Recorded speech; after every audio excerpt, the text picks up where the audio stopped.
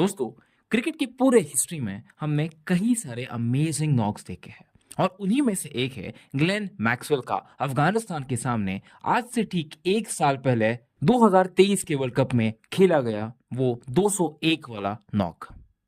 आज से ठीक एक साल पहले वानखेड़े स्टेडियम पे खेला गया वो नॉक दुनिया की one of the finest innings of ODI history है, इसमें कोई दो राय है नहीं। वो 201 की इनिंग देख के काफी लोग खुश थे, लेकिन एक ऐसा भी सेक्शन था जो बोल रहे थे कि ये नॉक मैक्सवेल कैसे खेल गए। लेकिन अगर मैं आपको बताऊं कि सिर्फ मैक्सवेल ही वो इकलौते इंसान है जो इस तरीके का नॉक उस सिचुएशन में खेल सकते थे, तो क्या आप यकीन रखोगे? तो दोस्तों, आज के इस वीडियो में हम जानेंगे कि सिर्फ मैक्सवेल ही उस तरीके का नॉक क्यों खेल सकते थे।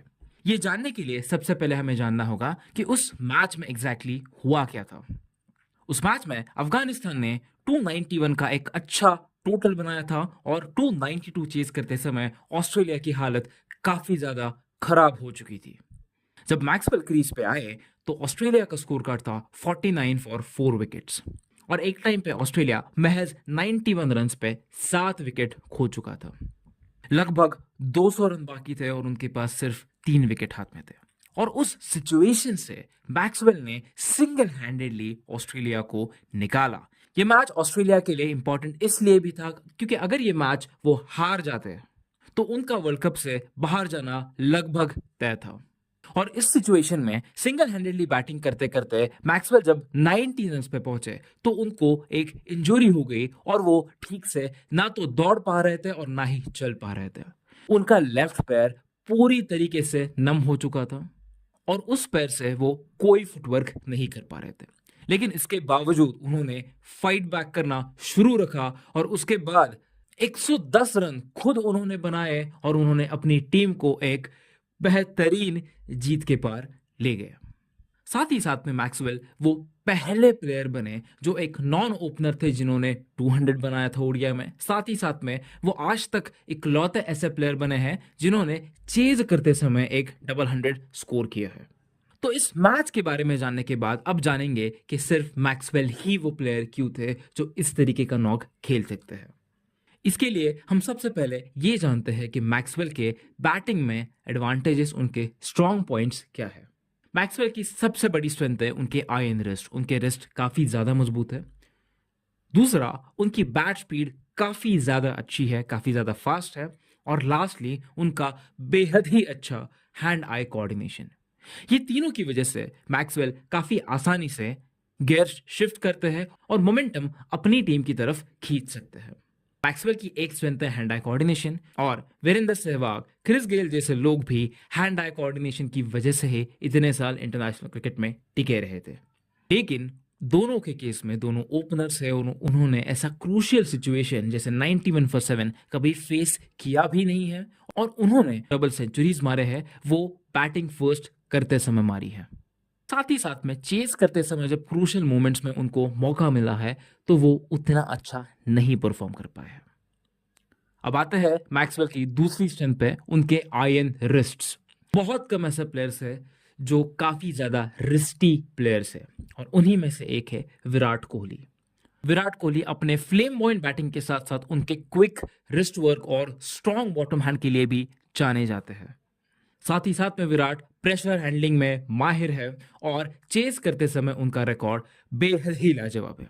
इसमें कोई दो राय है नहीं कि विराट उस सिचुएशन में जरूर मैच जिता सकते थे, लेकिन अगर वो इंजर ना होते तो।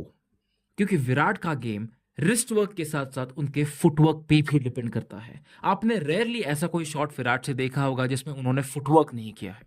अगर वो फुटवर्क नहीं होता तो विराट उतने इफेक्टिव शायद नहीं होते। और अगर हम मैक्सवेल की उस इनिंग से विराट की कंपैरिजन करें तो जब मैक्सवेल को वो इंजरी हुई थी, अगर वो इंजरी विराट को उस पॉइंट पे होती तो आने वाले 110 रन शायद ही विराट चेज कर पाते। अब आते हैं मैक्सवेल की तीसरी इंपॉर्टेंट क्वालिटी पे, जो है उनकी बैट स्पीड। अब बैट स्पीड काफी ज्यादा तेज होने वाले और भी प्लेयर्स हैं जैसे हार्दिक पांड्या, और वो स्पिन को काफी अच्छी तरीके से हमेशा से सिक्स अपने बैट की स्पीड के बल पे मारते आए हैं।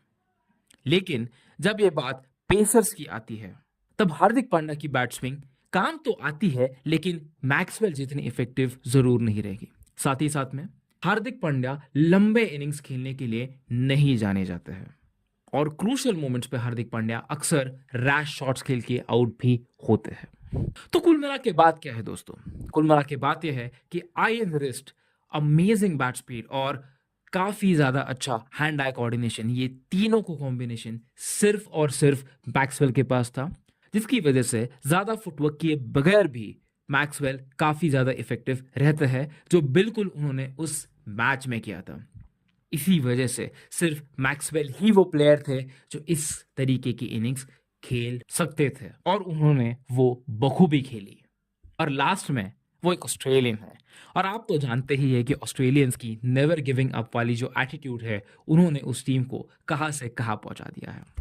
और इस बात का जीता जागता एग्जाम्पल फिर से मैक्सवेल की वो इनिंग्स ही है।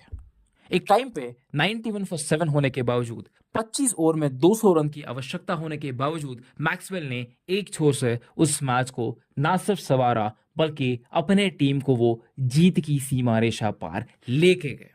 अपना पैर ठीक से ना हिला पाने वाले मैक्सवेल ने फिर भी जगह पे ही अफगानिस्तान के स्पिनर्स को, उनके पेसर्स को, सबको ग्राउंड के अलग अलग पार्ट में लंबे छक्के लगाए और एक मिसाल के तौर पे पूरी दुनिया के सामने एक सितारा बन के उभरे।